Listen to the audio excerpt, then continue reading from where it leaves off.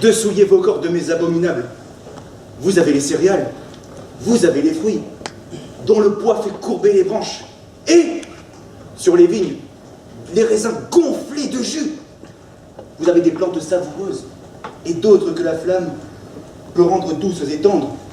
Ni le lait, ni le miel, qui a parfumé la fleur du thym, ne vous sont interdits. La terre, prodigue de ses trésors, vous fournit des aliments délicieux. Elle vous offre des mets qui ne sont pas payés par le meurtre et le sang. Ce sont les bêtes d'une nature cruelle et féroce. Les tigres d'Arménie, les lions, toujours en fureur, les loups, les ours, qui aiment une nourriture ensanglantée. Hélas, quel crime, n'est-ce pas, d'engloutir ses entrailles, dans ses entrailles, d'engraisser son corps avide, avec un corps dont on s'est gorgé et d'entretenir en soi la vie par la mort d'un autre être vivant. Quoi donc, au milieu de tant de richesses que produit la terre, la meilleure des mers, tu ne trouves de plaisir qu'à broyer d'une dent cruelle les affreux débris de tes victimes, dont tu as rempli la bouche à la façon des cyclopes? Alors, tu ne peux, sans détruire un autre être, apaiser les appétits déréglés de ton estomac vorace.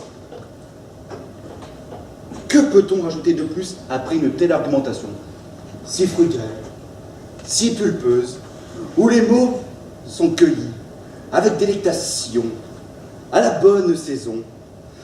Un vrai délice, on se régale. On en reprendrait bien un peu plus de cette éloquence naturelle. Et ce texte, si rafraîchissant, que je vous ai servi sur un plateau antique, est extrait des Métamorphoses du poète latin Ovide, et qui date du 1er siècle de notre ère. Ce texte si juteux retraite les pensées et les paroles de Pythagore, au 6e siècle avant notre ère. Et là, j'ai bien dit avant notre ère. Pythagore, ça vous dit quelque chose quand même. Tout le monde connaît le théorème. Vous savez bien, en maths, quand on est au collège. Alors, pourquoi un mathématicien, il y a plus de 2600 ans, nous parle vegan? Je vais reformuler ma question. Pourquoi, en fait, au XXIe siècle, j'ai l'impression qu'on redécouvre le véganisme? Abstenez-vous, mortels, de souiller vos corps de mes abominables. C'est pourtant on ne peut plus clair. Comme dirait notre regretté Jean-Pierre Coff, arrêtez de manger de la merde, car c'est de la merde. On se croirait dans une tragédie racinienne.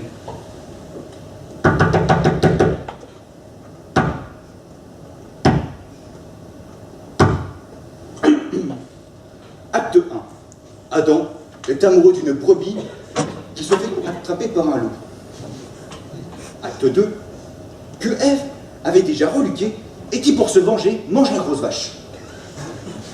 Acte 3.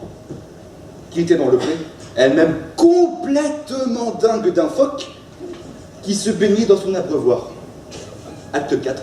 Et qui finit dans l'auge à cochon d'un apôtre. Vous avez compris? Baissez les rideaux, fin de la pièce. La morale serait un peu celle-là. Vous, qui vous nourrissez d'animaux, vous êtes dans le meurtre et le sang. Alors, dans un monde qui se veut de liberté, d'ouverture intellectuelle, de transition technologique et d'éclectisme écologique, agissons dans la modernité de Pythagore. Je prône l'abolition des boucheries-charcuteries, saucissons, jambon. Adieu vos vaches, cochons couvés et tout le reste.